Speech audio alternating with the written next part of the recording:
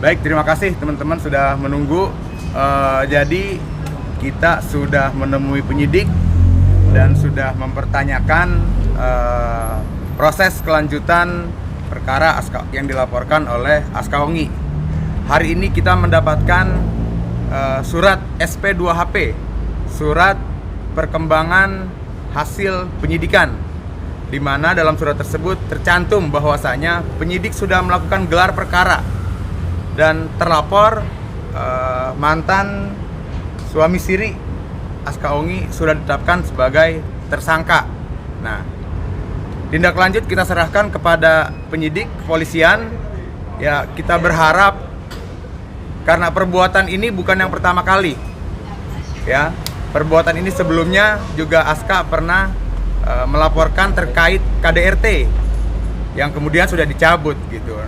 Namun karena belakangan juga kita lihat statementnya itu masih berupa statement yang sesat, yang minta Aska untuk minta maaf, kemudian Aska dibilang cemburu gitu. Maka itu kita bersikap untuk tetap menjalankan proses hukum ini tanpa ada perdamaian. Karena belum lama juga kami mendapatkan surat dari kuasa hukum terlapor yang saat ini sudah jadi tersangka untuk bermediasi gitu. Nah, selanjutnya mungkin kita bisa perlihatkan ini. Nah, ini untuk mengilas balik aja dulu terkait dengan laporan KDRT dulu. Nah, karena dengan ada permasalahan yang dulu dia belum juga sadar, maka di laporan ini kita on the track, kita tegak lurus gitu. Kita ingin mencari keadilan di sini. Aska, gimana akhirnya mantan Alif ditetapkan nih jadi tersangka? Perasaannya gimana? Alhamdulillah ya, dia udah pokoknya tersangka ya. Ya, sekarang bertanggung jawab lah. Pokoknya silakan bertanggung jawab atas perbuatannya. Cukup lega nggak sih Aska sendiri? Ya. Ini kan prosesnya lama dan akhirnya sudah ditetapkan jadi tersangka. Akhirnya lega, masih lega. Bang, sorry bang, sedikit lupa. Jadi dia tersangka atas kasus apa? Laporannya? Kasus dugaan memasukkan keterangan palsu ke dalam akta otentik. Itu di perkapan bang dijadikan tersangkanya? Surat ini kita dapat pertanggal 15 Februari. 15 Februari. Kalau penetapannya nanti itu penyidik lah yang melakukan gelar perkara gitu. Kita nggak paham soal itu. Yang pasti kita per hari ini mendapatkan surat SP2HP yang bunyinya bahwa terlapor sudah ditingkatkan statusnya menjadi tersangka. Tapi setelah tersangka Nah, itu ini kita lihat beberapa waktu lalu kuasa hukum terlapor pernah mengirimkan surat untuk mediasi. Nah, sikap kita belum mau untuk bermediasi karena kita lihat sudah ada pengulangan perbuatan. Jadi kita tegak lurus supaya perkara ini sampai ke proses persidangan. lagi.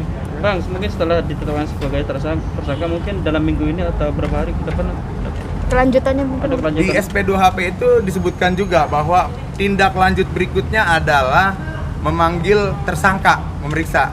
Untuk jadwalnya kita tidak tahu kapan. Bang, untuk status tersangka ini bakal dilakukan penahanan atau seperti apa nantinya ke tersangka sendiri? Ya, kalau kita mewakili sebagai pelapor, harapan ya, bicara harapan, kita harap ya dapat dilakukan penangkapan dan penahanan. Itu harapan kita. Namun selebihnya kita serahkan semua kepada penyidik. Alasannya mungkin Bang, kenapa ingin Beliau mengharapkan ditahan gitu? Ya, karena beberapa waktu lalu sempat ada statement-statement dari terlapor sendiri, dari kuasa hukumnya. Salah satunya menyatakan meminta Askaongi untuk minta maaf. Kalau kita kan melihat di sini dulu pernah ada satu perkara yang pernah dicabut, kemudian ada perkara lagi. Kenapa kita yang disuruh minta maaf? Itu yang pertama.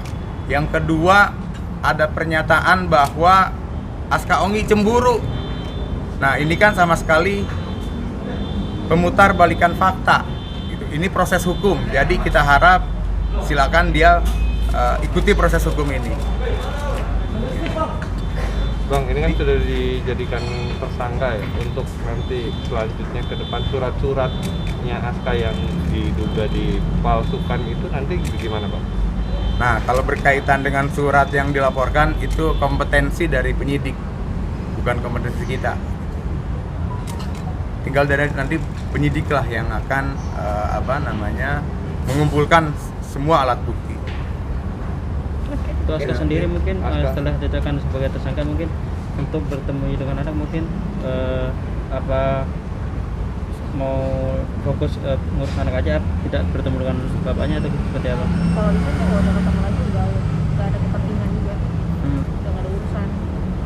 Jika semua ada pengennya dari pihak sana pengen bertemu dengan anak atau Bertemu siapa? dengan anak seperti Itu apa? udah nggak ada urusan sama anak. Itu proses hukum. Ya ikutin proses hukum aja. Intinya hari ini kita sangat berterima kasih kepada Polda Metro Jaya, khususnya Subdit Respom yang telah bekerja secara profesional dan bisa benar-benar melakukan penyidikan yang benar-benar terukur. Terima kasih. Ya, Kakak ya. Kakak sendiri mungkin seperti apa sih? Pengennya dia bertanggung jawab aja atas perbuatan ini. Karena kan ini sangat merugikan. Ini makan waktu sekitar 2 tahun ya. Penantian panjang. Iya, penantian panjang. Kemana-mana tuh aku nggak punya KTP. Mau ngapa-ngapain nggak bisa. Kesulitan ngurus paspor, ngurus asuransi anak, Akte anak. ngurus akte anak.